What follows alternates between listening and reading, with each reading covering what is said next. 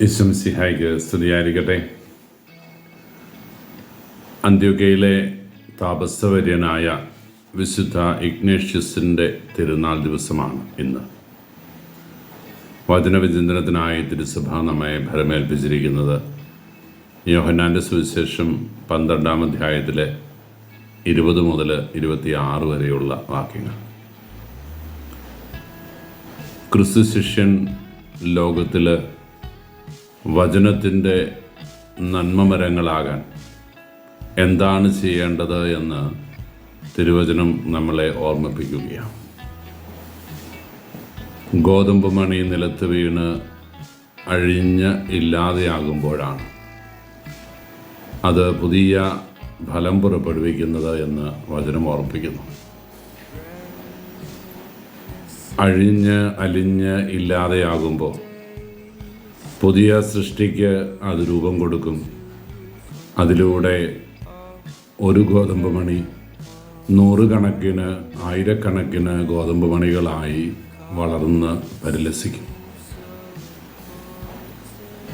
കേടുപിടിച്ചോ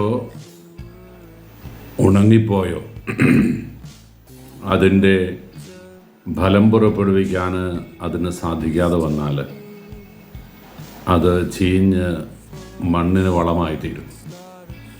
ഒരിക്കലും അതിൽ നിന്ന് ഫലം പുറപ്പെടുവിക്കാൻ ഗോതമ്പ് ചെടിക്ക് ആകില്ല. അങ്ങനെ ഒരു ഗോതമ്പ് ചെടി അവിടെ ഉണ്ടാവുകയില്ല. പ്രിയപ്പെട്ടവരെ, ഓരോ ക്രിസ്തു ശിഷ്യനും വിളിക്കപ്പെട്ടിരിക്കുന്നത് ക്രിസ്തുവിന് സാക്ഷികളാകാനാണ്. രക്തസാക്ഷികളുടെ ചുടുനിണത്തിൽ നിന്നാണ് തിരുസഭ ഉദയം ചെയ്യുക എന്ന ശക്തമായ സന്ദേശം തിരുസഭയുടെ ആദിമകാല ചരിത്രം നമ്മളെ ഓർമ്മിപ്പിക്കുന്നുണ്ട്. 100 രക്തസാക്ഷികൾ സഭയുടെ വളർച്ചയുടെ ആദ്യ കാലഘട്ടങ്ങളിൽ രക്തം ചൊരിഞ്ഞ് നിണമണിഞ്ഞ ചോരപ്പാടുകളിൽ നിന്ന് ഉയർത്തെഴുന്നേറ്റതാണ് ഈ സഭ. തീയിൽ കുരുത്തത് വെയിലത്ത് വാടരുതല്ലോ. ചോരയിൽ ജന്മം കൊണ്ട സഭ അത് വളർച്ചയുടെ പടവുകളിലൂടെ മുന്നോട്ട് പോകുമ്പോൾ ഞാനും അതിൽ അഭിമാനിക്കുന്നവനും എൻ്റെ ചോരയും ഇനിയുള്ള സഭയുടെ വളർച്ചയ്ക്ക് നിദമാനമാകട്ടെ എന്ന് കരുതി സമർപ്പിക്കുവാനുമാണ് ഓരോ ക്രിസ്തു ശിഷ്യൻ്റെയും വിളി. പ്രാതികൂല്യങ്ങൾക്ക് മുമ്പിൽ പകച്ചു നിൽക്കാനോ പ്രതികരിക്കാനോ പ്രലോഭനങ്ങൾക്ക് നേരെ മുട്ടുചുരുട്ടി എറിയുവാനോ ഒന്നുമല്ല ക്രിസ്തു ശിഷ്യൻ്റെ വിളി. ന്യായമായ മാർഗങ്ങൾ ആണ് സഭയെ വളർത്തുക എന്ന് നമുക്ക് പറയാനാകില്ല. ഞാൻ നീതിയുടെയും സ്നേഹത്തിൻ്റെയും സഹിഷ്ണുതയുടെയും ദൈവത്തിൻ്റെയും പക്കലാകുമ്പോൾ ശത്രു സൈന്യം കൂടുതൽ ഉണർവോടെ എനിക്കെതിരെ പോരാടും.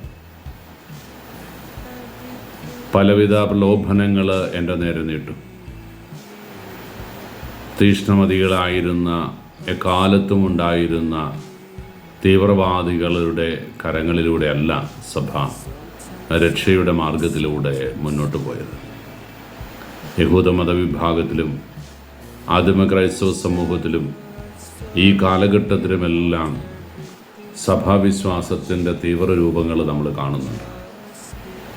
എന്നാൽ തമ്പുരാൻ ആഗ്രഹിക്കുന്നത് ചോര ചൊരിഞ്ഞും അവന് വളമായി തീരുക, സഭയെ പടുത്തുയർത്തുന്ന വളമായിട്ട് രൂപാന്തരപ്പെടുക എന്നതാണ്.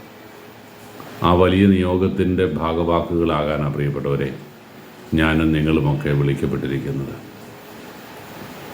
മരുഭൂമിയിൽ അന്ത്യോക്യയിൽ ക്രിസ്തുവിന് സാക്ഷിയായി ജീവിച്ച് ചോര ചൊരിഞ്ഞ മരണത്തിലൂടെ ക്രിസ്തു സാക്ഷിയായി മാറിയ ഇഗ്നേഷ്യസിനെ പോലെ നമ്മുടെ ജീവിത പന്ഥാവിലും ദൈവത്തിന് വേണ്ടി ചോര ചൊരിയാനും മരണം അഭിമാനത്തോടെ ഏറ്റെടുക്കാനുമുള്ള കൃപ നമുക്കുണ്ടാകാൻ വേണ്ടി നമുക്ക് ആഗ്രഹിക്കാം.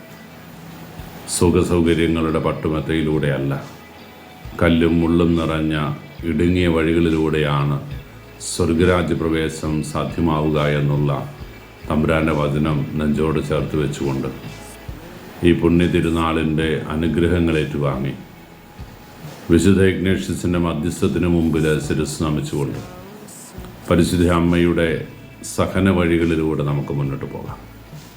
ഒക്ടോബർ മാസത്തെ പുണ്യമാക്കി മാറ്റുന്ന അമ്മയുടെ വലിയ വിശുദ്ധമായ നന്മയുള്ള കരങ്ങളിൽ നമുക്ക് ചേർത്ത് വയ്ക്കാം. ഈശോ അനുഗ്രഹിക്കട്ടെ.